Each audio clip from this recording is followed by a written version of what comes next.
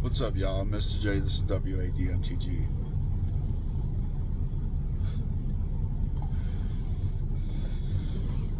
I wanted to take a little bit to reflect on everything that's been going on in the world and everything that's been going on in my life before I came out with a video to reflect on what's going on in Magic today. It's hard sometimes, right? We as people got a lot going on in our life. In the world, there's a lot going on. Chaos, lies, corruption, greed. We've got a civil war about to break out in the United States. We've got one side basically insurrecting, right? We've got the president probably going to enact the Insurrection Act. We've got cities that aren't cooperating with federal law enforcement because the cities are being run by the opposite political side. We've got fascism. We've got people getting killed. We've got murders and mass shootings every other day. We got people trying to bomb what's it called, the Charlie Kirk's event or whatever. We've got some dude screaming "Free Palestine," shooting up people at a wedding. We've got a blood harvest moon today, right? We've got the president coming out saying some cryptic stuff. We've got just all this lawlessness and craziness. And as a student, someone who's studied different religions and theologies and esoteric principles, I just kind of I got to take a second to step back, right, and analyze everything in the world and everything in my life, because as above, so below, as within, so without. So if there's chaos and craziness going on in the world, there's going to be chaos and craziness going on in our game, right? It's just the way it is. We've got some polarizing shit going on. We've got in Magic, not just talking about the world, but let's go back to Magic, right? So in Magic, the World Championship Pro Tour event just took place. I'm not sure if it was the actual championship for the year or if it was just the Pro Tour Championship or whatever in MagicCon Atlanta, and the winner has now been determined to be a cheater, right? So everybody's talking about it for the last couple days, you know, and proving how he cheated and how this thing goes down. And in every level of competitive Magic, you're going to find people who cheat.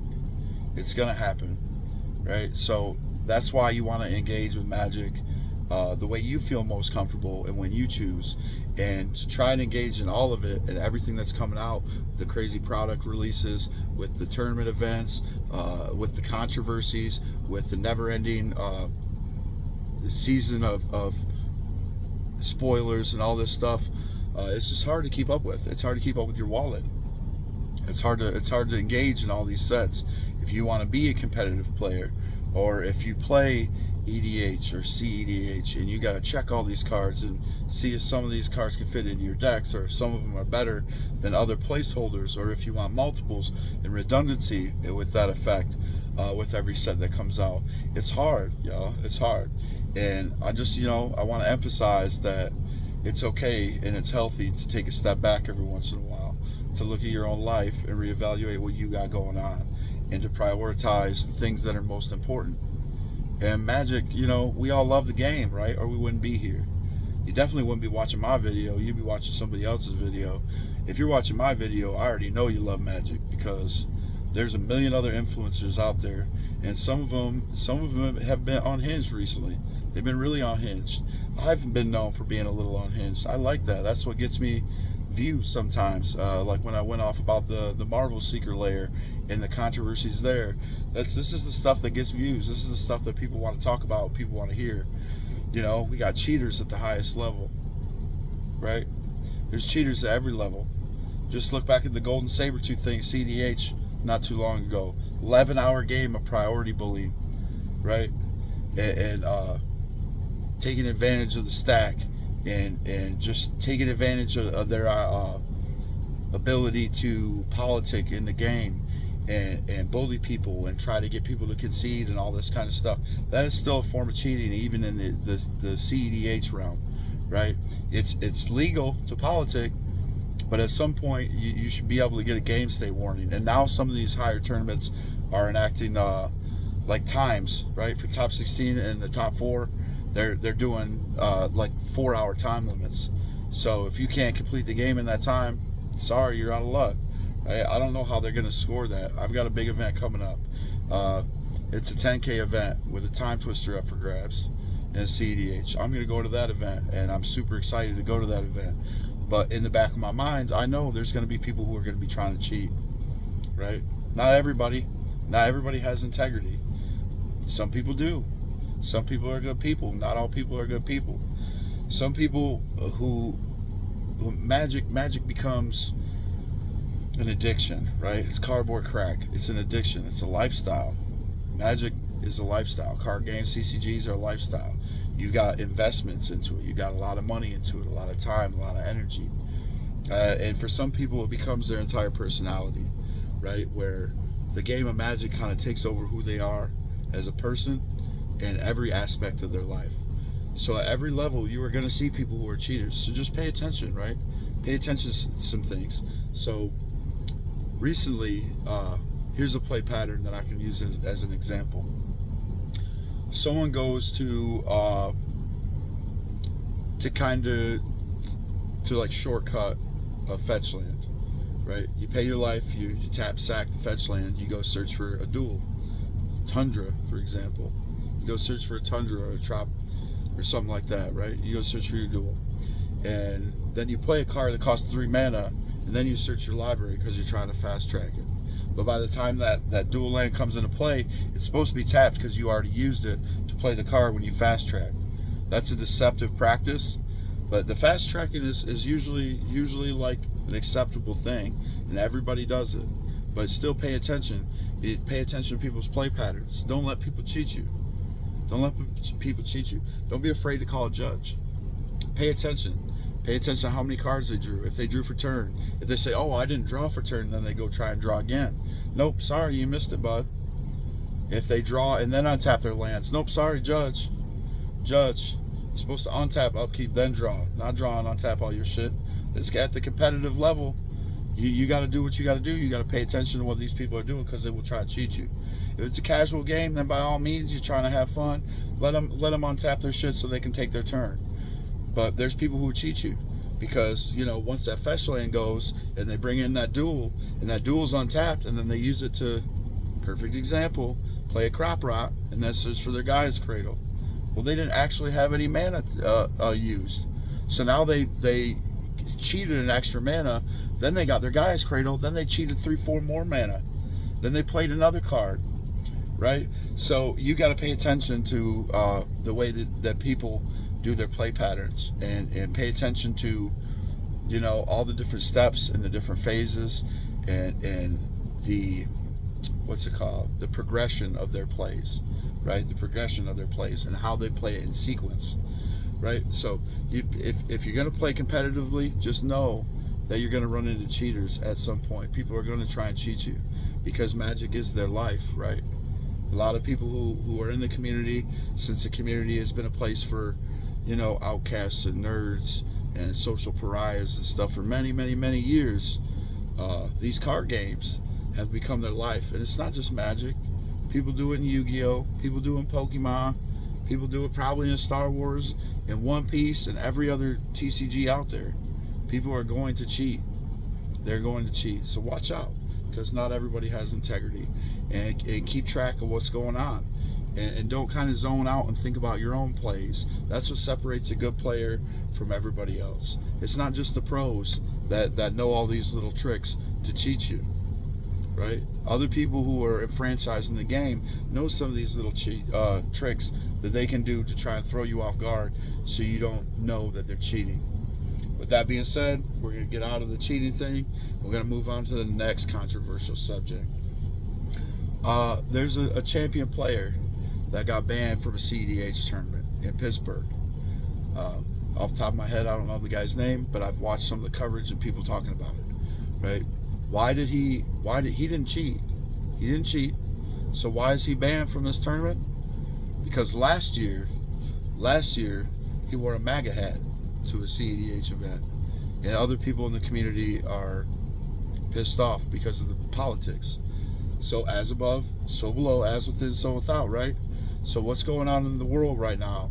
The people are being insurrectionists and domestic terrorists and killing people and all this crazy nonsense, right? It's going to bleed over into our game. It's going to bleed over, and it's not a spot for that. It's got to remain that safe space. You got to be good people. You got to accept people for who they are, and keep it about the game. Because if you keep it about the game, that's when you're going to make good connections. That's when you're going to have the most fun. When you start to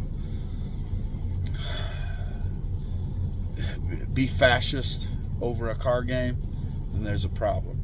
All right, this guy, no one. When you look at the accounts of who this person was, and you look at all these videos talking about why they got banned from going to this specific tournament organizers event, there's nothing that's said. Nothing about. Everybody talks about how he's a pleasant person to be around and how he plays great, and he's not a cheater and all this other stuff. It was just the political aspect of wearing a Maga hat. So that's a real slippery slope, right? That's straight fascism in our game. Just like we got Kibler over here, right before MagicCon, celebrating the death of Charlie Kirk and discriminating against Christians and Jews, being a hateful bigot.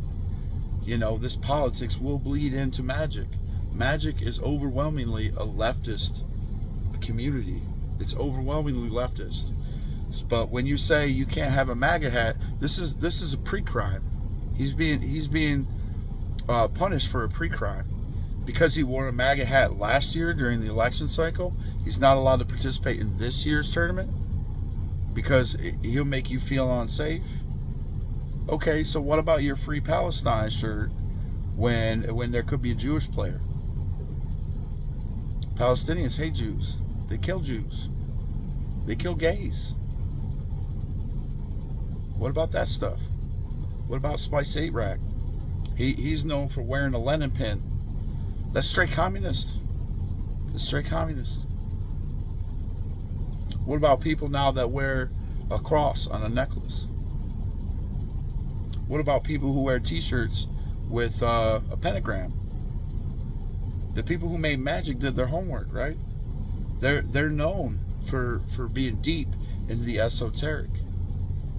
Right? The pentagram is neo-pagan, it's neo-traditional witchcraft. Right? I love the game. And I know that symbolism's there. Wiccans use that symbolism. Satanists use that symbolism upside down. The color pie itself is a pentagram. It's always been that way. Right? That's why during the Satanic Panic in the 90s, parents were flipping the fuck out over Magic the Gathering. Because they thought that it was putting a way to put spellcraft and witchcraft into their kids' minds so they'll grow up corrupted and all this kind of stuff. It's just a game, and we all love it. But let's not try to say that symbolism doesn't exist there. Let's not ignore that politicalized statements and esoteric occultic wisdom and references don't exist within the game, because it does, and it exists within the community.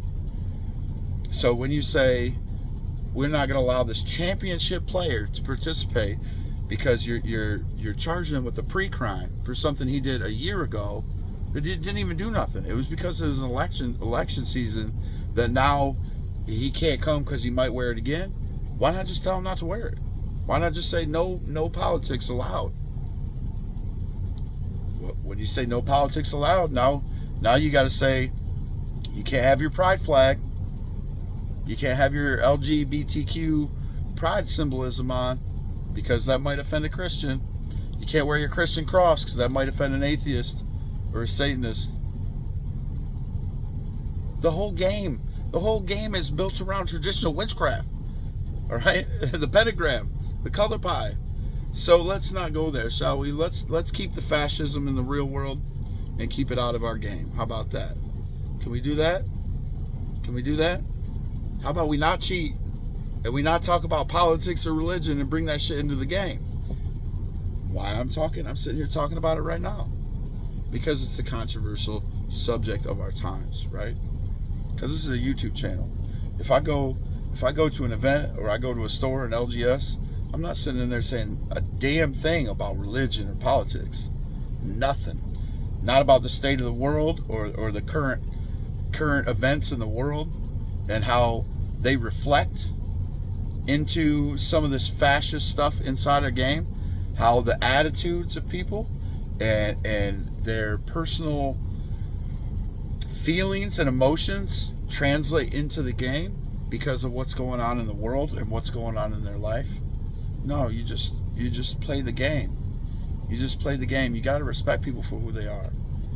Everybody has a choice. You can't force your way of thinking or your beliefs on another person, period.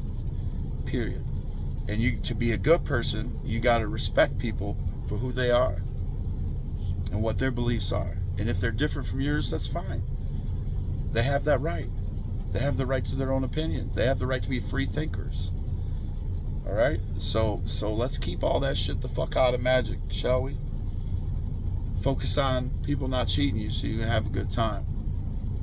If you're worried about someone's political statement on a t-shirt or a hat or something, you're worried about the wrong fucking things.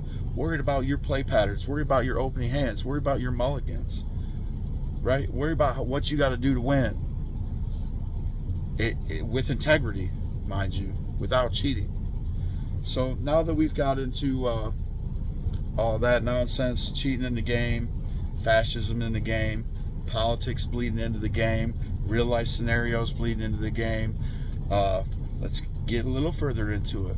Let's finally talk about the 2026 release schedule. All right, a lot of people are UB haters, okay? These are Magic purists, people who've been really enfranchised players who've been playing the game for a long time, okay? And they have every right to be upset because they're seeing their game get turned into Fortnite. Magic is my favorite game. I don't really mind the Fortniteification of Magic, though. I kind of like it. And Wizards is a business. They got to appease Papa Hasbro. They've got to make more profits every year. And the simple fact is that Universes Beyond sells. We vote with our wallets. That's where we get our say. That's where we get to have our voice in the game of Magic. With Wizards, is we vote with our wallets. People did that with Spider-Man. They didn't think Spider-Man was a great set, so they didn't buy it. I'm a Marvel lover, so I did buy it. And I'm gonna make sure that I get every card that I need to complete the set. Because I want to collect every card from every Marvel set. Just because I'm a collector and I love the game and I love Marvel. So I'm only a few cards off of Spider-Man actually right now. Only a few cards off. Most of them are the source material comic book art cards, and obviously I didn't pull any of the comic book cover arts of, you know, Miles Morales, Peter Parker, and who's the third one? Oh, Venom, right? So Eddie Brock. But I did pull Eddie. I did pull a Peter Parker. So as long as I have one version of the card so I can complete the set, I'm going to be happy with that. And that's what I'm going to do. I'm going to chase the source material cards I'm missing and the handful of other cards in the actual set that I don't have yet. So, you know, Soulstone, I don't have a Soulstone. And I feel like a lot of that stuff is going to go up when these other Marvel sets come out and the more Infinity Stones get released. They're probably going to have more playability. But getting off topic here, getting into the Universe Beyond haters, and let's get into what Wizards has said. They came out and said, oh, don't worry, the Universes Beyond, it's a secret layers, it's all this other stuff, it's you know, alternate arts. We're never gonna inject it into standard. And now every Universes Beyond says standard. Oh, we're gonna keep this stuff at the modern and legacy. You can play at modern and legacy. Now it's all standard legal, so you can play it in every format, right? So don't believe what they say. They've got shareholders they have to appease, and you know, at the end of the day, this is a capitalist nation. Business is based off of capitalism. That's how business works, right? They have to make money, and they have to make more money and more money and more money and more money to keep their shareholders happy, to stay afloat. Magic is generally like 80+% of Hasbro's financials. Without Magic, Hasbro would be bankrupt. That 1 year, within the last couple of years, 1 year, if you look at it, they were over. Magic was over, or I guess D&D, Wizards of the Coast, was over 100% of all their profits. That means everything else that Hasbro did that year lost money, and Magic and D&D had to make up for all that and some, and some. So it's the cash cow. It's the goose that lays the golden egg, right? So they're gonna keep milking it. And Magic is in, you know, whether or not you feel some type of way about Universes Beyond, I don't like them all, right? I don't like them all, but I like the ones that I like, and I'm going to engage in what I want to engage in, which is what I'm trying to promote in this video. To have a healthy relationship with Magic, you've got to engage in the stuff that you want to engage in and vote with your wallet. And at the same time, you can't let all these outside influences turn you into a terrible person. So you're belittling people based on their race, creed, color, religion, sexual orientation, political affiliation, etc., right? Because there's enough of that going on in the world. We don't need that in our hobby space. So UB sets. Magic is healthy. It's in its, you know, it's doing better than it's ever done before. We've got more new players. It's making more money than it's ever made before. And of course they're going to keep making more Universes Beyond product. So they also said, Wizards also came out and said, oh, well, we're gonna have Universes Beyond 50-50 with sets moving forward. A lot of people are upset about that because there's 6 or 7 sets. Next year there's 7 sets, and now more than half of it is Universes Beyond. If you look into the past though, up until I think it was M10, there's only 3 sets a year, and there'd be like a reprint set or a master set. And then there's core sets. I think it was M10. Up until M10, even the core sets had nothing but reprints. So now they had, when they introduced M10, they had a reprint set that also had a core set, right? Reprint core set that also had some unique cards in it. So now look at Foundations. That's what Foundations is now, right? So it's a reprint set, it's a core set, but it's got some functionally unique, mechanically unique cards put in there, some new cards put in there, so it makes it desirable, so people want to buy it. All right, so the people who complain they're still getting the same amount of Magic. They're like, where's all this Magic, right? What happened to all our Magic? It's the same amount of Magic it's always been. You're just not getting a core set because you got Foundations. It's 5-year standard legal. You're just not getting a core set. So now they're getting more and more Magic. That's leading to the product fatigue and the hate for Universes Beyond. So let's get into the release schedule, shall we? I've dilly-dallied enough. I've been rambling enough about all this stuff and where I stand on the subjects and why I feel like we're seeing what we're seeing in Magic because of what's going on in the world, and why people are getting so angry and hateful and bigoted and discriminatory against certain groups of people because of what's going on in the world. So now we got the first set of the year. I don't have none of this stuff written down. It's all off the cuff, right? So it's Lorwyn something, right? So it's the revisit to Lorwyn Shadowmoor. What do they call it? I don't remember. Eclipsed. And it's fitting that they called it Eclipsed because it got eclipsed by Spider-Man. It was supposed to come out this year, and they seen what the secret layers in Marvel did and the huge demand for that, and they're like, oh, well, let's try and pump up the profits, and we'll throw Spider-Man and put Lorwyn Eclipse next year. It's the first set next year. And it might have been Spider-Man, and it might have been Avatar, Last Airbender, which, you know, I'm a fan of Avatar, but I'm not really gonna engage so much in that set. I'm just gonna get the singles that I want, that I feel drawn to, and I'm not gonna spend any ridiculous money on Avatar. Marvel, however, is another question. So Lorwyn Eclipsed. When I first started playing Magic, Lorwyn was one of the first sets, I believe, or it was right after Lorwyn Shadowmoor. It was right around that time is when I first started playing Magic, and Lorwyn was the first set that Planeswalkers came out in, and that's like my re-enter into the world of Magic phase, because I did have a brief period when I was a kid when I played Magic, where I learned how to play Alpha Beta Magic, and back in that Satanic Panic stuff and all that. And my stepmom burning my cards. It could have been worth hundreds of thousands of dollars today, but that's neither here nor there. Lorwyn. It seems to be looking pretty good. The art looks great. I think the set will be good. It's got mechanically unique cards. It's got the transformation. It seems to have a decent story, with building on what happened in the previous Lorwyn Shadowmoor block back then. So I'm excited for Lorwyn. I will buy Lorwyn. Lorwyn is Celtic mythology, and I am Irish and First Nation Eskimo Inuit. So I probably will also buy some Avatar: The Last Airbender stuff, because I'm Eskimo, right? I gotta have me some Water Tribe stuff. Gotta have it. I'm not gonna buy the boxes, but I'm gonna buy the Water Tribe stuff. All right, gotta have it. So with Lorwyn, that's Celtic. That's the Celtic mythology and theology, and that's my heritage on the other side of my heritage. So I'm gonna buy into some Lorwyn as well. All right, so that's where I'm at with Lorwyn. Then we've got the unannounced Universes Beyond, right? Everybody knows that's already Teenage Mutant Ninja Turtles. We're like 99.9% confirmed that the unannounced is Teenage Mutant Ninja Turtles. They've got I think it's New York Comic Con, where the panel was revealed, and they've already came out and said that they made the deal with Nickelodeon, right?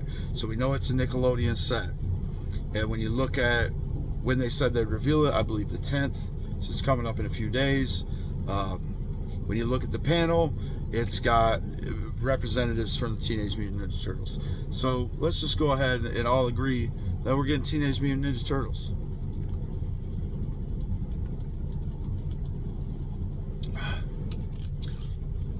So as a kid, I was a big fan of Teenage Mutant Ninja Turtles, and that hits me right in the nostalgia, right? It hits me right in the nostalgia. I do believe that from a collector standpoint, that Teenage Mutant Ninja Turtles will have some long time value. There's still people collecting the Teenage Mutant Ninja Turtle toys from the 80s and 90s, and they have quite a bit of value, even if they're not in their original packaging. So I will hunt after some cards in Teenage Mutant Ninja Turtles. Give me the Turtles. Give me Splinter. Right? Give me Shredder. Give me Bebop and Rocksteady. If I get all that, I'm good. I'm good on Teenage Mutant Ninja Turtles. Give me a Casey. Give me a Casey. Right? So there are some cards that I'm going to want there in the Teenage Mutant Ninja Turtles. Maybe a Last Ronin. Let me get a Last Ronin Mikey. Right? I can get a Last Ronin Mikey. I'm going to cop that. But I'm not super excited for the set. And I do think that, there's only so many characters in Teenage Mutant Ninja Turtles. They got some decent villains, right? And they got some, some off-screen heroes and stuff, people that they work with. But I don't see it being much different than a Spider-Man set. I just don't see it. And I love Spider-Man, but what they did to Spider-Man was it kind of janked up the set, right? They just went with the, like the parallel, the Spider-Verse stuff, right? And threw in Spider-Ham, Peter Porker, and 40-something different Spider-Man. That was unnecessary. We all know what happened there, though, right? We know that they had it as a like Assassin's Creed style, Aftermath style. I forget what they call them, epilogue boosters. That's what Spider-Man was originally going to be, and they seen how the community reacted to those sets, and they're like, "Ooh, well, that'll piss off Marvel. That'll piss off Disney. We can't let that happen. So let's add all these commons and uncommons to the set and flush it out and try and make it a regular set, and then push it into standard so more people buy it. So they have to engage with it. But here's the thing: you don't have to engage with it. You don't have to. You really don't. There's some decent cards in there for standard. There's some decent cards in there for Pioneer. It's a Commander set, though. Let's face it. It's a Commander set. That's why we got 1 million legendaries. So, buy what you will. Stay away from the stuff that you don't want to really feel drawn to. You don't have to deal with it. And if you do like a few cards, buy the singles and be done with it. That's what I'm going to do. So, Teenage Mutant Ninja Turtles, that's what I'm going to do. It's going to be no different. It doesn't have the same love I have for Marvel. So, singles it is for me with Teenage Mutant Ninja Turtles. Then after that, we got Marvel, right? No, we got the other in-universe set, Strixhaven, the Return to Fake Harry Potter Land, Arcavios, Fake Harry Potter Land, and the characters in Fake Harry Potter Land is going to be in the first set in Lorwyn. We're going to see some of these characters in Lorwyn as they're branching out in a lesson or something, because I guess they're supposed to be graduating school and kind of in that in-between time, like what do you do after college type situation. So it should be a good set, though, mind you. I'm making fun of it, calling it Harry Potter Land.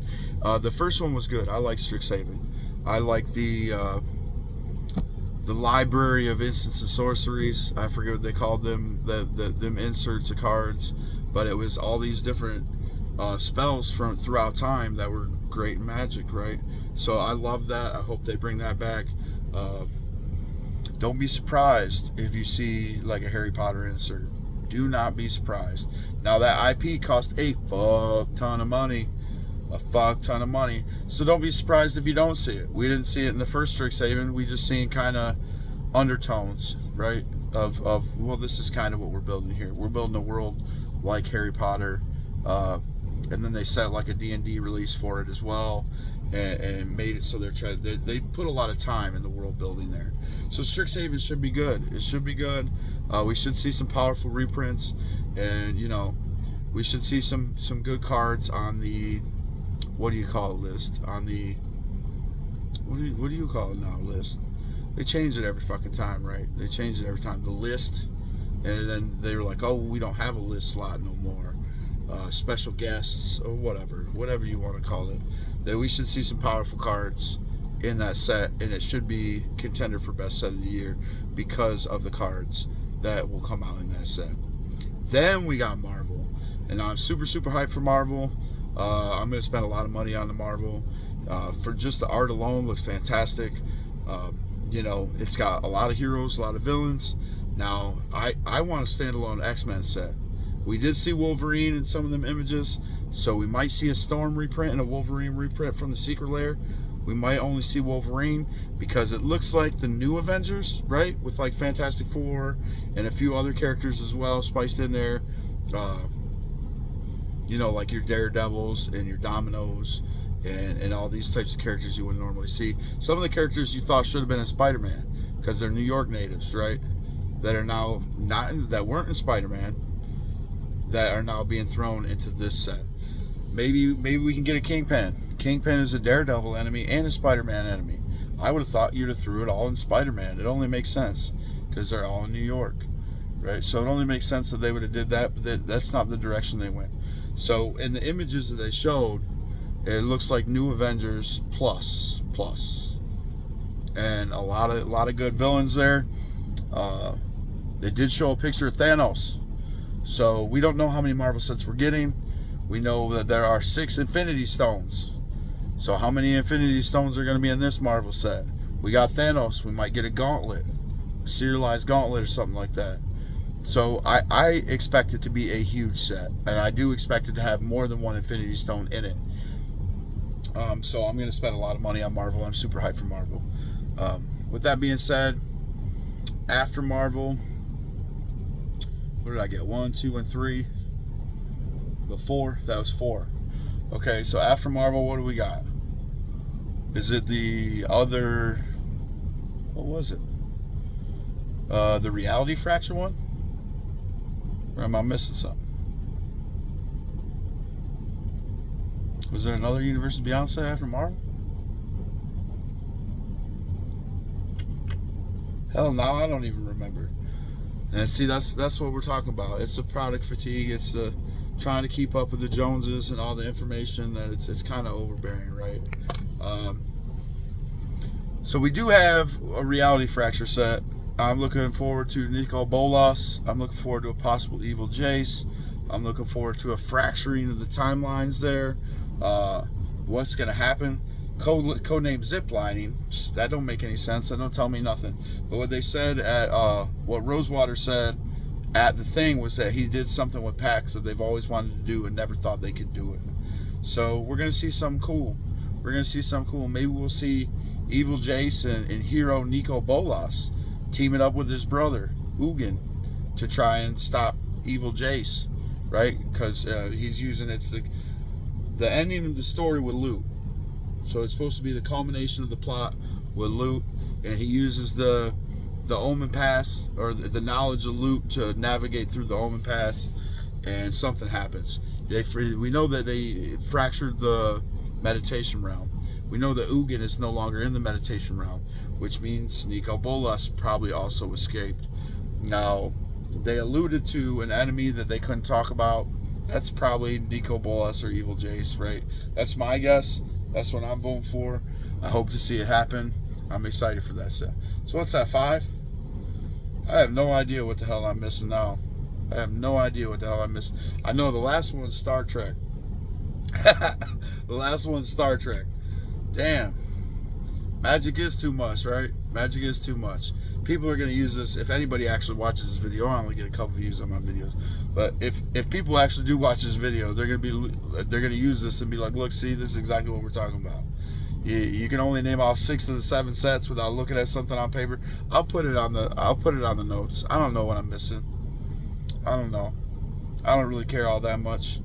I like the sets that I like, that I'm going to engage with. That's going to be the Universes Within sets next year. Marvel for sure. A couple of the Turtles for sure. And Star Trek for sure. Now, I wish it was Star Wars, but it's next year's the 60th anniversary of Star Trek. So it makes perfect sense. It's going to be Star Trek.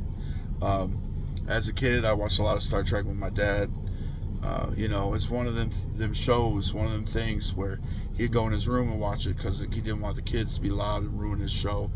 And occasionally he'd let us come in and watch it as long as we were quiet, kept our mouth shut.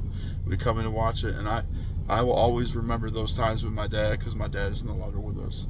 And so I'm going to go hard on Star Trek because I grew up watching Star Trek The Next Generation, Star Trek Deep Space Nine, Star Trek Voyager. I've watched some of the original Star Trek.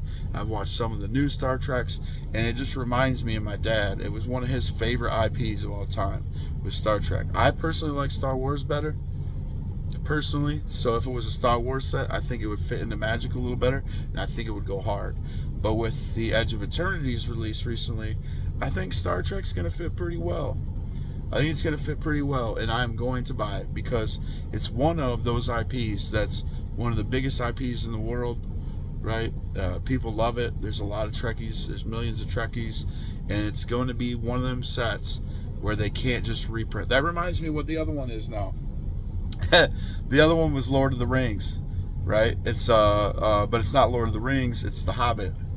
That is the other set that I was missing. It's The Hobbit. So with The Hobbit, they've got a great chance to reprint some of the Lord of the Rings cards that they would never ever be able to reprint in any other set except for through the Omen Pass, right? The shit like they did with Arena on Spider-Man, where they had to come up with completely different art and all this other shit for the same card. They can do that. They have the rights to do that. But the card that if they do that with any like real popular card, whatever card that they actually do that with will not hold anywhere near the value of the original card with the original art from the IP that card was made from. So we probably will see like a list slot version, or a special guest, the One Ring or Orcish Bowmasters. We're going to see some of these reprints in The Hobbit. We are going to see that. It only makes sense. These cards are going to be astronomically expensive, and they don't have any other chance to reprint it. And the IP and the licensing is probably super uber expensive, and they probably won't have it again. So The Hobbit is something you probably, if you like Lord of the Rings, you're probably going to want to engage with The Hobbit. With that being said, I will engage with that set, but I won't engage with it anywhere near as hard as I will with Marvel or with Star Trek, because Star Trek is personal for me because it was one of my dad's loves, and Marvel is personal for me because I love Marvel. I love Lord of the Rings too, and I went on the first Lord of the Rings pretty hard. So let's wait to see the spoilers and kind of determine where we're going from here with the Lord of the Rings stuff. I do not see it being as good as the first Lord of the Rings set. The Hobbit, I don't see it being as good. The movies were kind of ate up, but I like the movies still. I like the Hobbit movies too. Maybe we'll see a small a Benedict Cumberbatch dragon. You know what I'm saying? That'd be pretty cool. Instead of just the saga telling the story. So we'll see. It could be interesting. It could, and it's gonna fit, right? Because it's high fantasy, so it's gonna fit right in the world. The people who are like UB haters won't have much to say about Lord of the Rings, just like they didn't have much to say about it the first damn time. Y'all are mad because of Star Trek. Y'all are mad because of Star Trek. Let's face it, that set is going to fucking sell like crazy. If I was to put my money on anything, it would probably be Marvel. But looking at this year in the Spider-Man set, they're really going to have to do Marvel justice. They're really going to have to do it justice, because people have a bad taste in their mouth after the Spider-Man set. Not me personally, but a lot of people do. The prices are going to be outrageous. The product's going to be crazy. The cards are going to be overpushed. So if I was to bet, I would say that Marvel is going to be the set next year that outsells and does crazy. But if I'm wrong and it's not Marvel, it's absolutely going to be Star Trek. Star Trek's going to go crazy. That set will be very, very, very good. They're going to put a lot of time and money and effort into it. And you know, they can't disappoint the Trekkies. You're going to have millions of people who never played Magic before are going to come by that just because of Star Trek. Right? Just like you thought what happened with Marvel. Don't underestimate them Trekkies, boy. Don't underestimate them. They're going to show up, and they're going to show up hard. So if you like Star Trek or want to get your hands on the cards, it's going to be one of them sets that's going to go crazy in value, and it'll probably never be able to reprint any of that shit. I think that's it, man. I think that's all I really got. I covered the release schedule. I covered the state of the world, the state of politics, and the state of Magic, and how they're bringing the chaos and the craziness from outside in the world into the game. You know, the Harvest Moon, all this crazy nonsense, the potential of a civil war in our country right now, lawlessness, domestic terrorism, fascism in our game. People thinking they can just do whatever the fuck they want and get away with it. They want to usurp America. They want to, you know, do all this crazy nonsense. They want to talk bad about dead people, laugh and mock and make fun. Then they want to censor only one side, though. They want to censor only one side. Why they get to continue to be fascist.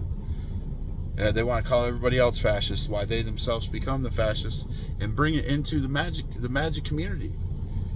Just ban people from tournaments. And, you know, the lies from Wizards. Oh, we'll never print Universes Beyond in the standard. Now it's all standard. And we'll never eclipse our own IP with Universes Beyond. Now they're eclipsing it. And you can't trust what they say. You just can't. You can't trust what they say. You can't trust the players that you play in competitive formats. You got to watch them. Make sure they're not cheating you. You know, if you play for fun, you're playing casually, by all means. Promote the fun, you know, play casually with your play group or the people at your LGS. But if you're playing competitively, watch out, because some people will try to cheat you. And the sets that I'm excited about, I'm going to go hard for Marvel. I'm going to go hard for Star Trek. I'm probably going to buy quite a bit of Lorwyn. That's all I've really got, y'all. Be good people. I'm Mr. J. This is W.A.D. MTG. I'm out, y'all. Peace. Be what you want to see in this world. Be the change you want to see in this world. Don't let this world affect you, and don't let everything going on in the world affect your love and your hobby and magic. That's it, y'all. I'm out. Peace.